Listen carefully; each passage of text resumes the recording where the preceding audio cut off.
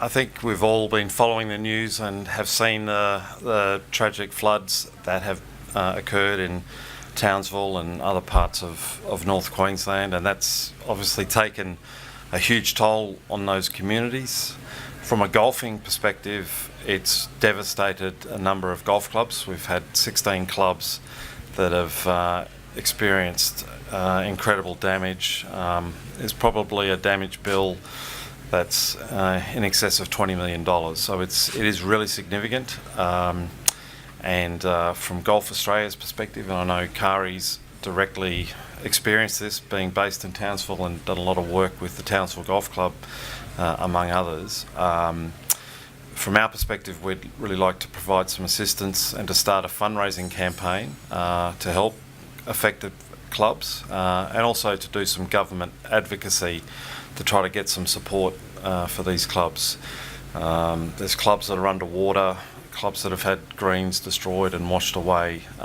So it is quite horrific, and they're really important facilities within communities. So from our perspective, we'd really love to lead a charge to band together for those clubs and to help them get back on their feet. Karrie, you might like to talk about what you've experienced and your direct experience with Townsville Golf Club. Yeah, well, obviously growing up in North Queensland, we've experienced floods before, but, never to this extent, at least not in my lifetime. But, I'm just devastated for the North Queensland community, especially the Townsville community. My family were all very fortunate, but I've got a ton of friends who weren't so lucky and had various different degrees of flood levels through their house, and the cleanup goes on. So my heart goes out to everyone in Townsville dealing with that.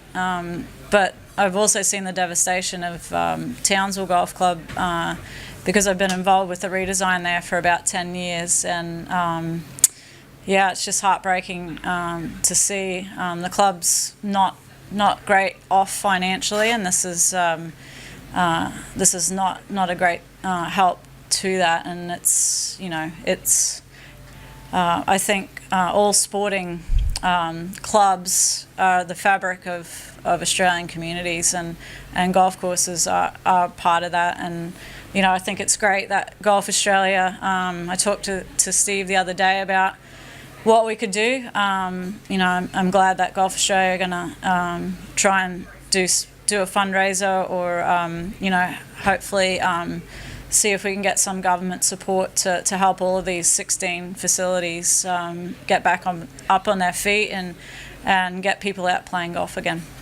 Stephen, do you have an idea of what that fundraiser is going to look like at the moment? We're working through that. It is pretty early days. As a starting point, we'll have a fundraising page through the Golf Australia website that'll be linked through the Australian Sports Foundation, so we'll be tax deductible through that process. I think we'll have some specific fundraising events.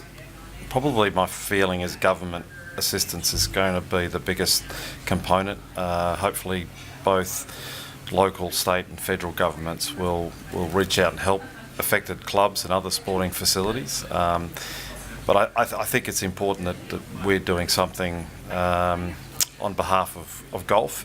One thing we've seen in the past, and I shouldn't preempt anything, but organisations like the RNA and USGA even have helped fund clubs in Australia previously when we had clubs that faced bushfires back in about 2009 or 9 or 10. They were forthcoming with support, so we'll be, I guess, asking where we can. I think one of the problems this time around is the devastation is so comprehensive, and the damages bill seems like it's going to be astronomical, so that's going to present some challenges. And it's not always easy to get flood insurance for golf clubs anymore. Thanks, Steve. If anyone wants to speak to Steve during the week, just come and rattle my cage and I'll make that happen.